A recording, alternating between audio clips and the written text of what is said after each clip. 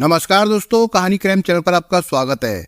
दोस्तों, आज की हमारी जो क्राइम की कहानी है वो है अलीगढ़ उत्तर प्रदेश से। तो चलिए दोस्तों, शुरू करते हैं क्राइम की इस सच्ची कहानी को।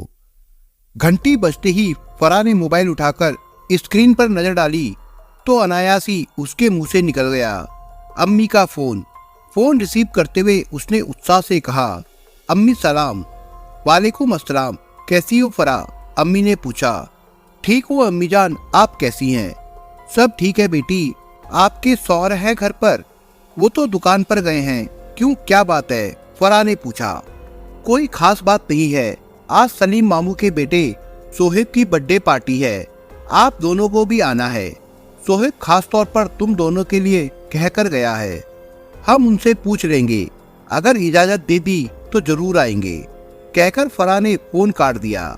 इसके बाद उसने अपने शौहर पुष्पेंद्र को फोन करके घर बुला लिया। पुष्पेंद्र ने इस तरह बुलाने की वजह पूछी तो फराह ने कहा, अम्मी का फोन आया था, कह रही थी कि हम दोनों को मामू के यहाँ बर्थडे पार्टी में आना है। तुमने क्या कहा? पुष्पेंद्र ने पूछा। मैं क्या कहती, कह दिया कि इजाजत मिलेगी तो जरूर आएंगे, फराह बोली। तुम चली जाओ, बेटी को भी साथ ले जाओ, मैं तुम दोनों को छोड़कर आऊंगा। तुम तैयारी करो, जब तैयार हो जाओ तो मुझे फोन कर देना, मैं दुकान से आ जाऊंगा, पुष्पेंद्र ने कहा। जवाब में फराह बोली, आप बिना वजह परेशान होंगे, हम दोनों रिक्शे से चले जाएंगे। ठीक है, पर रात गहराती दिखे तो फोन कर देना, मैं छोड़ आऊंगा, कहकर पुष्पेंद्र दुकान पर चला गया। फराह बेटी स्नेहा को तैयार करके खुद तैयार होने लगी। तैयार होने के बाद फराह बेटी को लेकर रिक्शे से मायके पहुंची तो वहां उसके बड़े भाई तारिक और अम्मी तैयार थे। उन्हें लेकर फराह सोहेब की बर्थडे पार्टी में शामिल होने मामू के घर पहुंच गई। चांद सी सुंदर फराह को आया देख सोहेब ने पलकें बिछा दी। जब तक फराह वहां रही वो उसी के अगल बगल घूमता रहा, उसकी खातिरदारी में लगा रहा। घर जाने से पहले फराह ने सोहेब से हंसते हुए कहा, सोहेब, अब मैं आपके निकाह की दावत खाने वलीमा में ही आऊंगी, आप मुझे बद्दुआ मत दीजिए, मैं निकाह की बात ख्वाब में भी नहीं सोच सकता। सोहेब ने दुखी होकर कहा। क्यों, कहीं प्यार में चोट खाई है क्या आपने? चंचल स्वभाव की फराह ने यूं ही पूछ लिया। कुछ लोगों को तो मन की मुरादें मिल जाती है, जबकि कुछ लोग मेरी तरह रह जाते हैं। क्यों नहीं हो पाई तुम्हारी मुराद पूरी? फराह ने यूं ही पूछ लिया। मेरी ही गलती थी फराह, जिसे मैं चाहता था उससे कभी कह नहीं पाया कि मैं तुमसे प्यार करता हूँ। कौन थी वो और अब कहाँ है? आप मुझे बताए, मैं बात करती हूँ उससे। फराह ने अफसोस जताते हुए सोहेब से मदद की पेशकश की। क्या करेंगी आप जानकर, कहकर सोहेब ने पल्ला झाड़ना चाहा, पर फराह अपनी आदत से मजबूर थी। वो उसके पीछे पड़ने वाले अंदाज में बोली, सोहेब, अगर तुम उसे दिल से चाहते हो तो मैं वादा करती हूँ वो तुम्हारे कदमों में होगी। मुझे पूरा यकीन है वो तुम्हें जरूर मिल जाएगी। अगर हम आपसे कहें कि वो लड़की आप ही थी तो? सोहेब ने मन की बात कह दी। सोहेब, लगता है आपकी दीवानगी से आपका दिमाग घूम गया है, चेहरे पर हल्का सा गुस्सा लाते हुए फराह ने कहा। आप मेरे मुंह पर ही मेरी मोहब्बत को गाली दे रहे हैं, ये जानते हुए भी कि मैं किसी की बीवी हूँ और एक बच्ची की माँ भी। आप खामखा ताव में आ गई। आप पूछती रही और मैं टालने की कोशिश करता रहा, लेकिन आपने मुझे मजबूर कर दिया, तो मैं अपने जज्बात को छिपा नहीं पाया, कहकर सोहेब वहां से चला गया। फराह अपनी 7 साल की बेटी स्नेहा के साथ घर लौट आई। दुकान पर दोस्तों के साथ गप्पे मारता पुष्पेंद्र उसी के फोन का इंतजार कर रहा था। रात 10:30 बजे फराह ने फोन करके कहा, आज घर नहीं आना क्या? तुम अकेली ही आ गई? मैं तो तुम्हारे फोन का इंतजार कर रहा था, बड़े भाई छोड़ गए थे, आप घर आ जाइए, कहकर फराह ने पूछा, सब्जी क्या बनाऊं? खाना बनाने की जरूरत नहीं है, मैंने होटल से मंगाकर खा लिया है, मैं घर आ रहा हूँ, कहकर पुष्पेंद्र ने दुकान का शटर गिराकर ताला लगाए और मोटरसाइकिल से घर के लिए निकल पड़ा। फराह और पुष्पेंद्र एक दूसरे से बहुत प्यार करते थे। दोनों की मुलाकात सन 2006 में अलीगढ़ शहर के एक सिनेमा घर में हुई थी। पुष्पेंद्र शहर के थाना शास्त्री गेट के मोहल्ला खिरनी गेट के रहने वाले हेमेंद्र अग्रवाल का बड़ा बेटा था। वो अपने पिता के साथ कारोबार में हाथ बटाता था, जबकि फराह शहर के थाना सिविल लाइंस की पॉस कॉलोनी के रहने वाले मोहम्मद समीम की बेटी थी। उनकी 2 संतानों में बड़ा बेटा था तारिक और छोटी बेटी थी फराह। माँ बाप के लाड़ प्यार ने फराह को बंदिशों से आजाद कर रखा था। पुष्पेंद्र से हुई मुलाकात में न जाने ऐसी क्या कशिश थी कि फराह के दिल में अजीब सी हलचल मच गई थी। यही वजह थी कि सिनेमा हॉल में बैठे बैठे दोनों ने एक दूसरे के नाम तक जान लिए थे। इतना ही नहीं, दोनों ने एक दूसरे को अपने मोबाइल नंबर भी दे दिए थे। इसके बाद दोनों के बीच मोबाइल पर लंबी लंबी बातें होने लगी।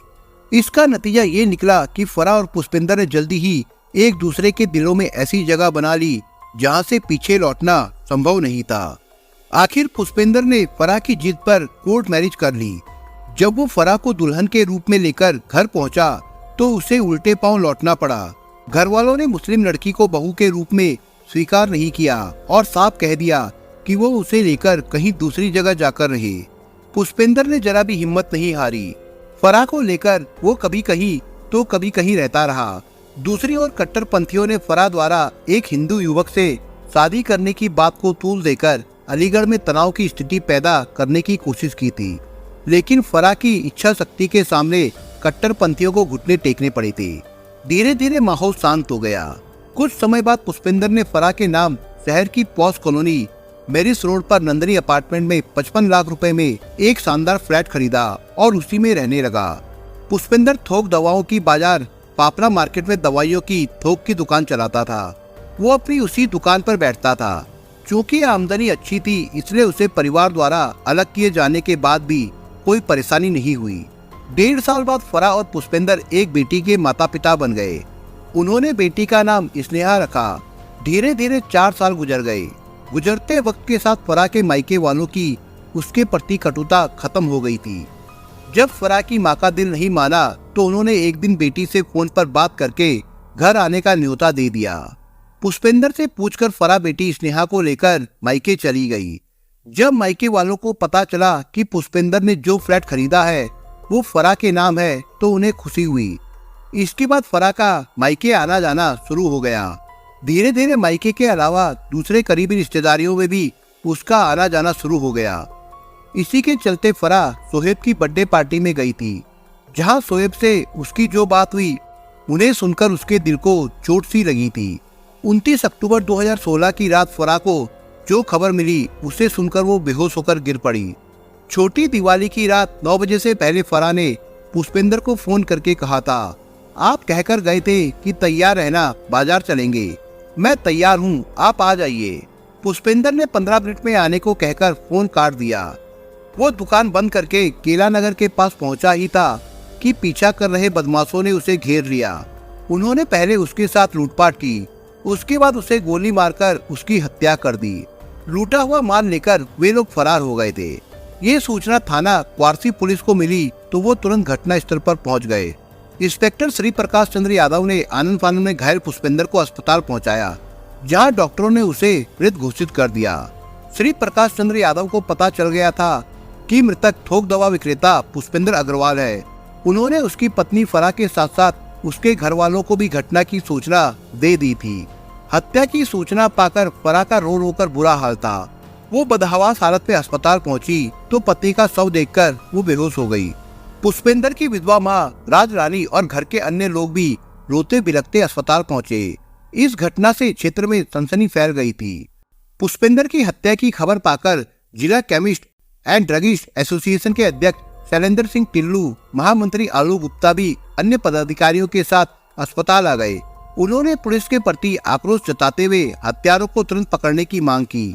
दवाई व्यापारी की हत्या की सूचना पाकर एसएसपी राजेश पांडे, एसपी अतुल श्रीवास्तव भी घटनास्थल पर पहुंच गए। घटनास्थल का निरीक्षण करके सभी लोग अस्पताल गए, जहां उनकी तमाम दवा विक्रेताओं के साथ नोकझोंक भी हुई। काफी मशक्कत के बाद शव को पोस्टमार्टम के लिए भेजा जा सका।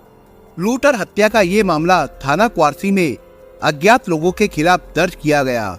एसपी के निर्देशन में थाना क्वारसी के थाना प्रभारी श्री प्रकाश चंद्र यादव की टीम हत्यारों की टोह में लग गई। दवा विक्रेताओं के एसोसिएशन के अध्यक्ष शैलेंद्र सिंह टिल्लू ने पुलिस को अल्टीमेटम दिया कि अगर 7 दिनों में हत्याकांड का खुलासा नहीं हुआ तो सभी दवा व्यापारी हड़ताल करने को बाध्य हो जाएंगे। 30 अक्टूबर 2016 दिवाली के दिन पोस्टमार्टम के बाद पुष्पेंद्र के शव को उसके पैतृक निवास हाथरस अड्डा खिरनी गेट लाया गया, जहां नारेबाजी के साथ पुलिस को अल्टीमेटम देकर अंतिम संस्कार किया गया था।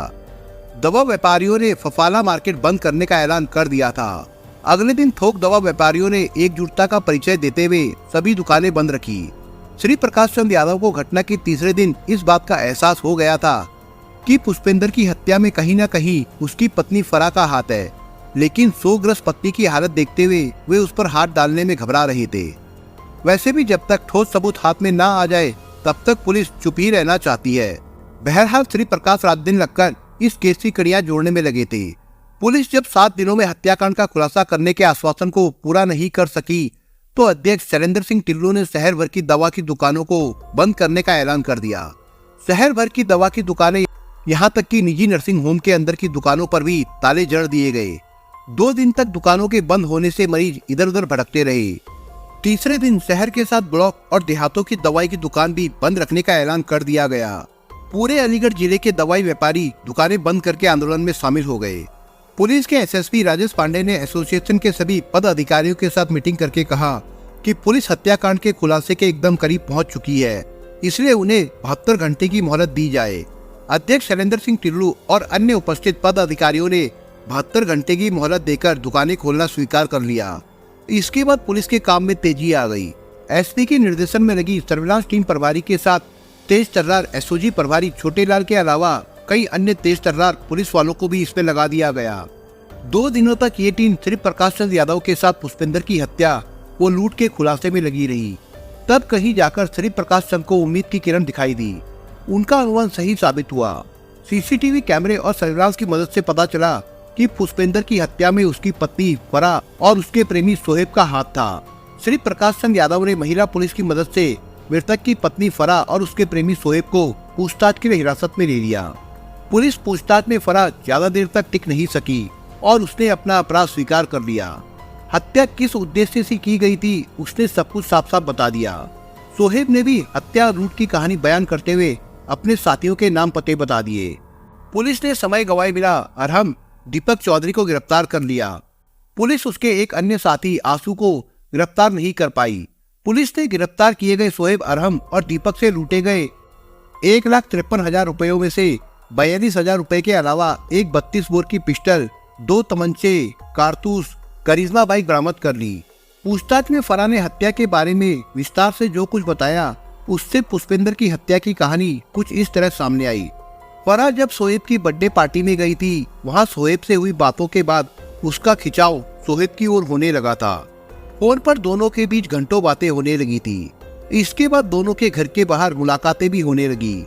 इन मुलाकातों ने जब जिस्मानी संबंध का रूप ले लिया तो फराह पूरी तरह सोहेब की होने की योजना बनाने लगी। अब वो पुष्पेंद्र के प्यार को भूल जाना चाहती थी, लेकिन सोहेब की वो तभी बन सकती थी जब पुष्पेंद्र रास्ते से हट जाता। इसके लिए वो सोहेब के साथ मिलकर पुष्पेंद्र को रास्ते से हटाने की योजना बनाने लगी। पुष्पेंद्र पत्नी में आए बदलाव का जरा भी अंदाजा नहीं लगा सका। फराह की बेरुखी को उसने बेटी के साथ व्यस्तता माना। उसने फराह के सामने बेटी की देखरेख के लिए किसी आया को रखने का प्रस्ताव भी रखा, लेकिन उसने मना कर दिया। पुष्पेंद्र सुबह दुकान पर जाता था तो रात 9-10 बजे तक ही लौटता था। इस लंबे वक्त में फराह किससे मिलती थी, कहाँ आती जाती है, पुष्पेंद्र को इसकी भनक नहीं थी। जबकि खुद को वफा की देवी बताने वाली फराह अपने प्रेमी के साथ रंगरलिया ही नहीं मनाती थी, बल्कि उसकी हत्या की योजना भी बना रही थी। सोहिब भी कम घाघ नहीं था। उसकी नीयत पुष्पेंद्र के फ्लैट, बैंक में जमा धन और फराह व उसकी बेटी की लाखों की एफडी पर थी। फराह के प्यार में अंधे पुष्पेंद्र को फराह की साजिश का जरा भी आभास नहीं हुआ, जबकि वो अपने यार के साथ मिलकर उसकी हत्या की योजना बना चुकी थी। पहले इन लोगों की योजना पुष्पेंद्र को दुर्घटना में मरवाने की थी, लेकिन इसमें उसके बच जाने का डर था, इसलिए उसे गोली मारने का निर्णय लिया गया। सोहेब ने अपने साथियों को एकत्र करके लूट की योजना बना डाली। किसे लूटना है उसने अपने साथियों को ये भी बता दिया था। दोस्तों को इस बात का जरा भी आभास नहीं था कि लूट के पीछे सोहेब का असली मकसद क्या है। लूट की तारीख तय हुई 27 अक्टूबर 2016, लेकिन उस दिन ये लोग कामयाब नहीं हुए। इसके बाद 29 अक्टूबर को पांचों लोग केला नगर तक पुष्पेंद्र के पीछे लगे रहे। मौका मिलते ही उन्होंने उसकी स्कूटी रुकवा ली और गन पॉइंट पर उससे 1,53,000 रुपए का बैग छीन लिया। पुष्पेंद्र ने कोई विरोध नहीं किया। करिश्मा मोटरसाइकिल पर पीछे बैठे सोहेब ने पिस्तौल से 3 गोलियां पुष्पेंद्र के शरीर में उतारकर उसे हमेशा हमेशा के लिए शांत कर दिया। गाड़ी चला रहे आंसू ने उससे तुरंत कहा कि जब उसने चुपचाप रकम हमारे हवाले कर दी थी तो तूने उसकी हत्या क्यों की।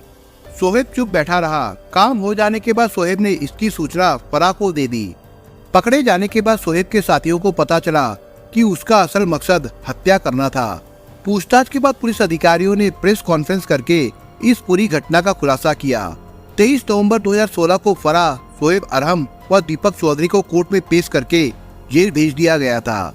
थाना क्वार्सी इंस्पेक्टर श्री प्रकाश चंद्र यादव की भूमिका प्रशंसनीय रही, जिन्होंने लूट और हत्या के दूसरे ही दिन इसे गहरी साजिश बताते हुए मृतक की पत्नी को अपने रडार पर ले लिया था, लेकिन ठोस सबूत न मिल पाने की वजह से उन्होंने फराह पर हाथ नहीं डाला था। दोस्तों, इस कहानी के बारे में आपके विचार क्या है, हमें कमेंट बॉक्स में जरूर बताएं। और दोस्तों, अगर आपको हमारा काम पसंद आया हो तो वीडियो को लाइक शेयर जरूर करिए। और अगर आपने अभी तक चैनल को सब्सक्राइब नहीं किया हो तो जाने से पहले चैनल को सब्सक्राइब जरूर करिए दोस्तों। धन्यवाद।